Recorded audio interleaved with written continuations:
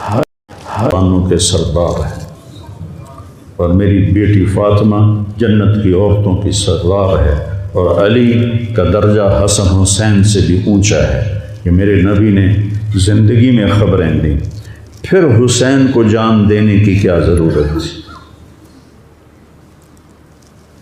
کیوں اپنی جان کا نذرانہ پیش کیا؟ کس بے دردی سے انہیں ذبح کیا گیا؟ اور کون ذبح کرنے والے جو کلمہ پڑھنے کا دعویٰ کرتے ہیں کہ ہم مسلمان ہیں، اور اتنی عظیم ہستی۔ ایک دفعہ آپ نے حضرت ام سلمہ سے فرمایا کہ میرے پاس ایک فرشتہ آ رہا ہے اللہ سے اجازت لے کر، اور ملنے جو پہلے کبھی نہیں آیا، تو کوئی اندر نہ آئے۔ تو ام سلمہ پہرے پہ کھڑی ہو گئی۔ اتنے میں امام حسین علیہ السلام آ گئے، وہ اندر جانے لگے تو انہوں نے روک لیا، روکا تو وہ رونے لگے، روئے تو انہوں نے چھوڑ دیا۔ تھوڑی دیر کے بعد اندر سے رونے کی آواز آئی، چھوڑ رونے کی آواز آئی۔ تو جب وہ بھاگ کے اندر گئیں تو آپ نے حسین علیہ السلام کو ایسے سینے کے ساتھ ایسے چمٹایا ہوا تھا، اور اس طرح پورا وجود آپ کا دھڑ دھڑ کر رہا تھا، اور آپ زور زور سے رو رہے تھے، ہچکیوں کے ساتھ رو رہے تھے۔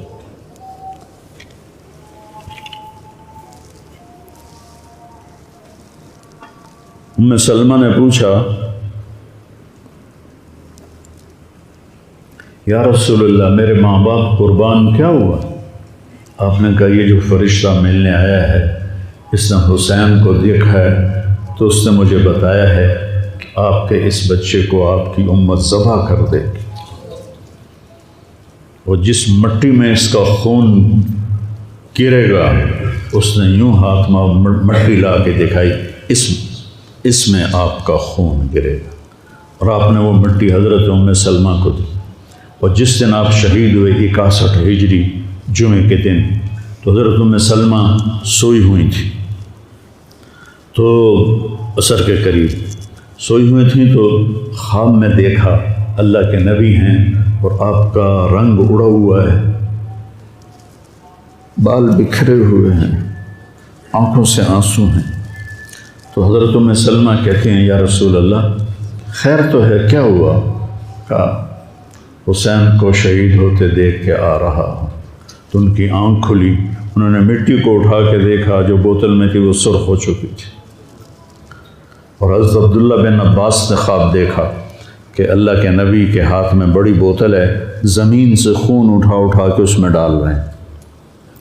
تو انہوں نے پوچھا یا رسول اللہ آپ کیا کر رہے ہیں؟ کہ یہ میرے حسین اور اس کے ساتھیوں کا خون ہے، میں جمع کر رہا ہوں، قیامت کے دن ان کی وکالت میں کروں گا اللہ کے دربار میں، ان ظالموں کے خلاف میں حسین اور ان کے ساتھیوں کی وکالت کروں گا۔ یہ سب سے اونچا گھرانہ، اور وہ اللہ کے نام پر 72 آدمی، سامنے 5000 کا لشکر، جان بچانے کے لیے کلمہ کفر بھی جائز، لیکن ایک وقت آتا ہے کہ جان دینا جان بچانے سے زیادہ محبوب بن جاتا ہے۔ تو آپ نے ان سے کہا کہ مجھے آج رات کی مہلت دے دو۔ جمعرات کا دن تھا، تو انہوں نے سمجھا شاید یہ کل صلح کی بات کرے گا۔ جب شام ہوئی تو عصر ہوئی تو آپ خیمے کے باہر بیٹھے تھے، تو آپ کو نیند آ گئی، آنکھ کھلی تو آپ ہنسنے لگے۔ تو حضرت زینب نے پوچھا بھائی یہ کوئی ہنسنے کا وقت ہے؟ تلواریں سر پہ چمک رہی ہیں۔ کہنے لگے بہن اللہ کے نبی خواب میں آئے ہیں اور کہہ رہے ہیں بیٹا میں تمہیں لینے کے لیے آ چکا۔ جن کو لینے کے لیے نبی آئے، کیا پروٹوکول ہے؟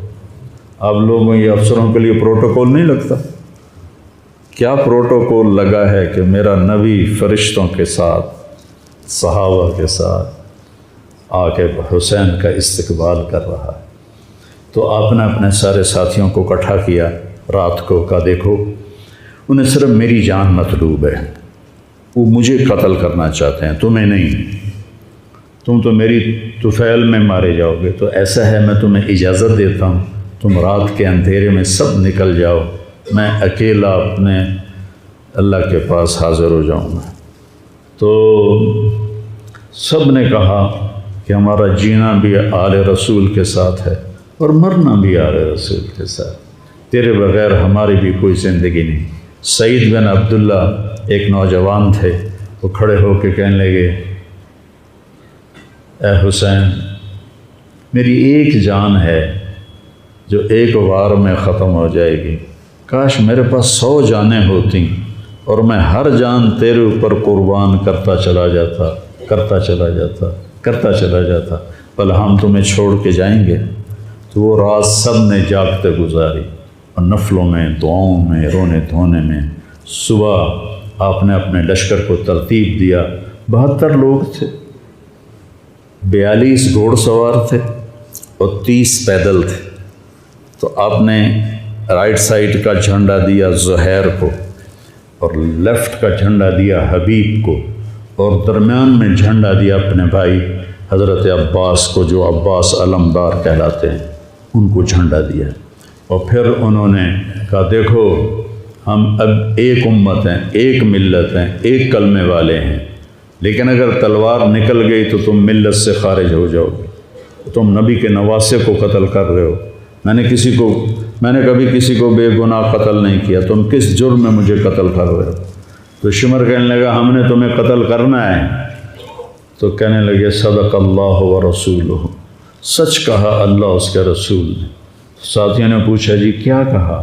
کہا، میرے نبی نے کہا تھا، میں ایک کتا دیکھ رہا ہوں جو کالا اور چٹا ہے، وہ میری اولاد کا خون چاٹ رہا ہے۔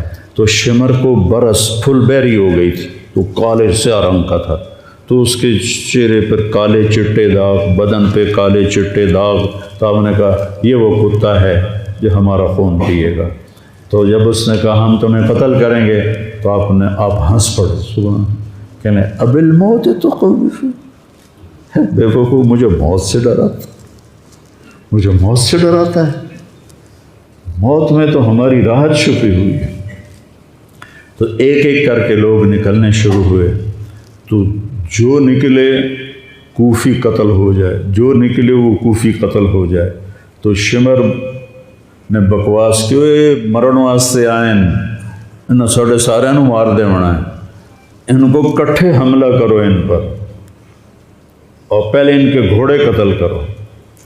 تو 5000 تیر چلے اور 42 گھوڑوں کو انہوں نے پہلے نشانہ بنایا، وہ سارے مر گئے، اور پھر وہ سارے پیدل ہو گئے۔ اور اس کے بعد دو بدو ایک کے سامنے 50 آدمی، کیا مقابلہ تھا، گرتے گئے، کٹتے گئے، اتنے میں نماز کا وقت ہو گیا، جمعہ کا ہی دن تھا، اور سورج ڈھلا۔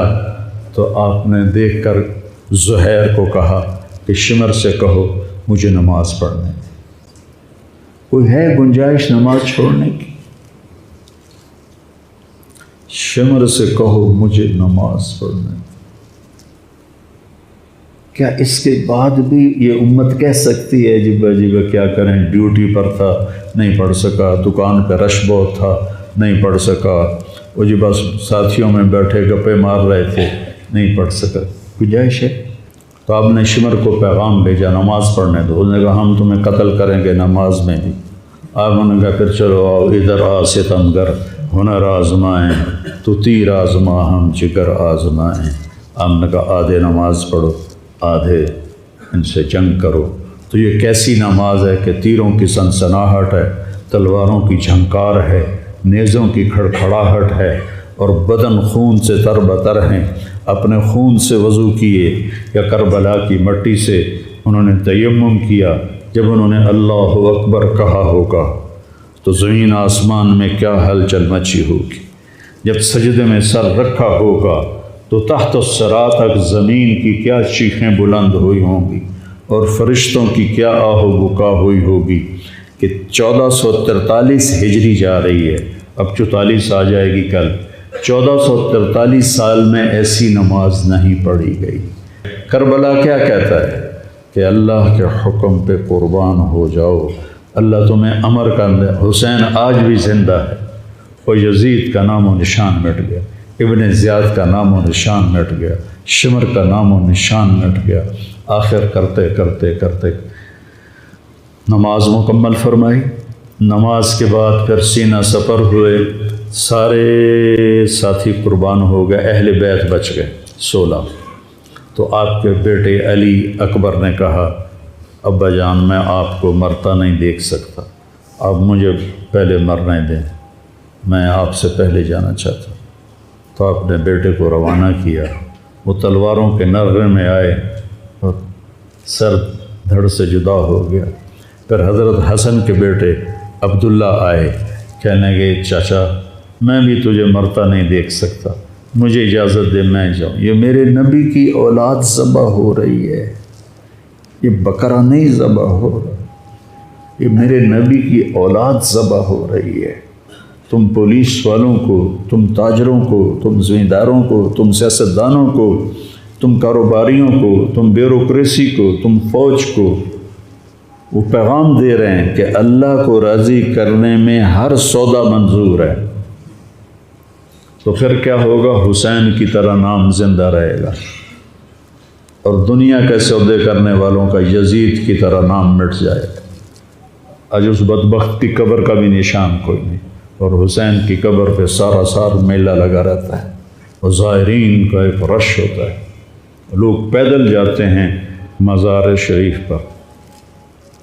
تو عبداللہ کو تلوار پڑی کندھے پر تو بازو کٹ گیا، تو ان کی چیخ نکلی یا عمّا، ہائے چچا،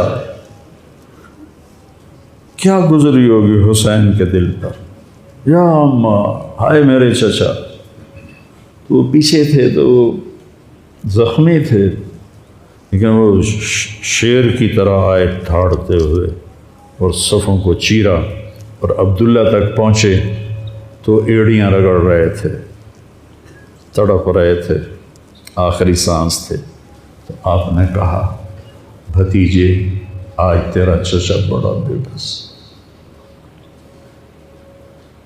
آج تیرا چچا بڑا بے بس، میں تیری مدد کو نہیں پہنچ سکتا۔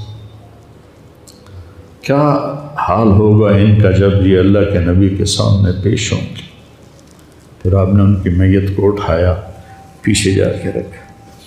پھر عبداللہ بن جعفر کے بیٹے اون اور محمد شہید ہوئے، پھر مسلم بن عقیل کے بیٹے عبد الرحمن اور جعفر اور عبداللہ شہید ہوئے، حسن کے بیٹے عبداللہ کے بعد ابو بکر شہید ہوئے۔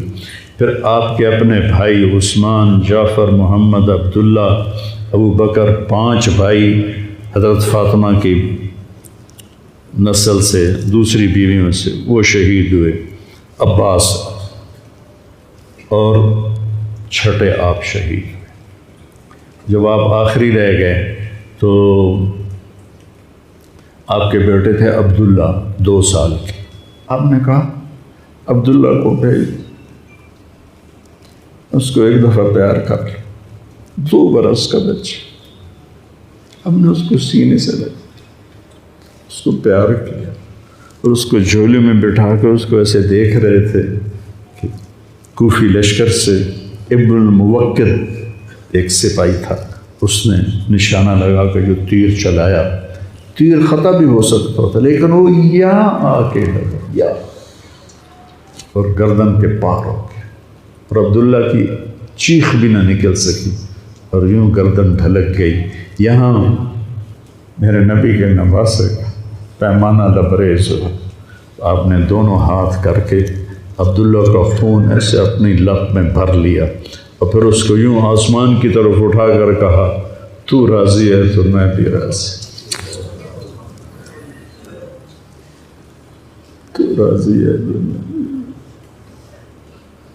ان سے بدلہ ضرور لینا۔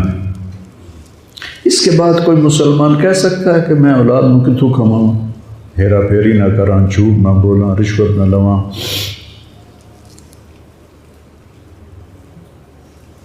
میں اپنے بچوں کو کہاں سے کھلاؤں؟ بچے تمہاری قبر میں جائیں گے، بیوی تمہاری قبر پہ جائے گی، اکیلی جان ہے، اکیلے جان۔ آپ نے اس معصوم کو لٹایا اور پھر کھڑے ہو گئے۔ اب عصر کا وقت آ گیا تھا اور آپ ڈول رہے تھے زخموں کی وجہ سے۔ جس ہستی کے ایک ایک جسم کے حصے کو نبی نے چوما ہو، آج وہی جسم تیروں سے چھلنی تھی اور زخموں سے چور تھا، اور ایسے ایسے ڈول رہے تھے اور لڑ رہے تھے۔ تو شمر نے کہا آگے بڑھو اور اس کا سر اڑا دو، تو کوئی ہمت نہیں کر رہا تھا۔ تو شمر نے پھر ان کو گالیاں دی۔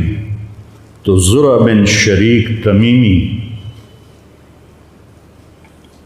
وہ آگے بڑھا، اس نے آپ کے نیزہ مارا، یہاں نیزہ لگا، پار ہو گیا، تو آپ ایسے لڑکھڑاتے ہوئے گر پڑے۔ تو شمر نے کہا سر کاٹ دو۔ تو سنان بن ابی انس آگے بڑھا سر کاٹنے کے لیے، تو اس کے ہاتھ کانپنے لگے، پیچھے ہٹ گئے۔ تو خولہ بن یزید نے اس کو گالیاں نکالی اور آگے بڑھ کر خنجر نکالا، سر کاٹ، جس گردن کے بوسے میرے نبی نے لیے،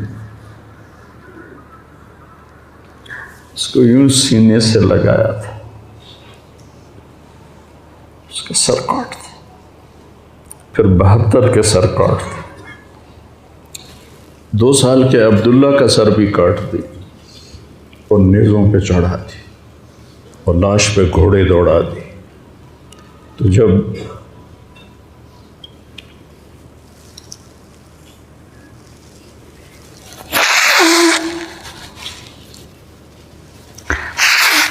آپ عام مسلمان ہیں، عام لوگ ہیں، ہماری راجپوت فیملی ہے، ہم اپنی عورتوں کو پردوں میں لے کے چلتے ہیں، غیر محرم سے بچاتے ہیں۔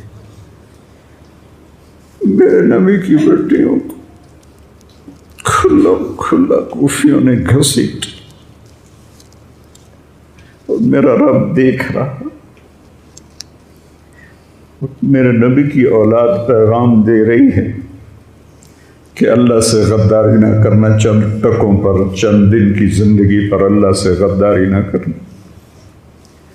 تو جب حضرت زینب نے ایسے دیکھا سر نیزوں پر لاشیں کٹی ہوئی، تو انہوں نے ایک مرثیہ پڑھا، وا محمدا وا محمدا صلی علیک الالہ وملک السماء ھذا حسین بالورا مزمل مقطع الاعضاء وا محمدا وا محمد بناتک سبایا وذریتک مقتلہ تصفی علیہ الریاح۔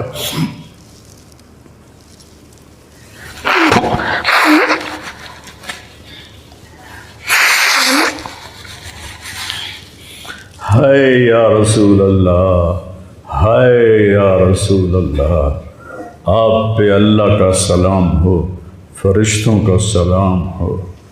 آج آپ کے حسین کی بارات ہے، انوکھی بارات ہے، نیزوں پہ چڑھ کے آ رہی ہے۔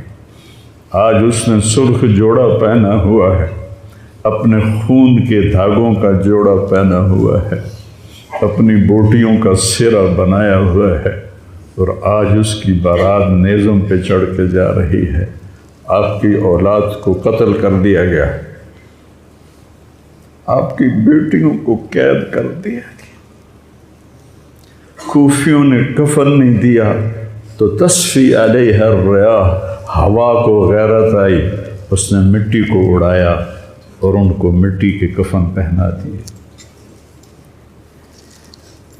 مجھ سے اس واقعے کی تفصیل بیان نہیں ہوتی، میرے جذبات میرے قابو سے باہر چلے جاتے۔ ایک تو اس قصے کا درد مجھے رلاتا ہے، ایک اپنے مسلمانوں کا درد رلاتا ہے کہ جس امت کے پیچھے کربلا کی تاریخ ہو، وہ امت کیا کر رہی؟ چند پیسوں پہ ایمان بیچ رہے، چند ٹکوں پہ ایمان بیچ رہے۔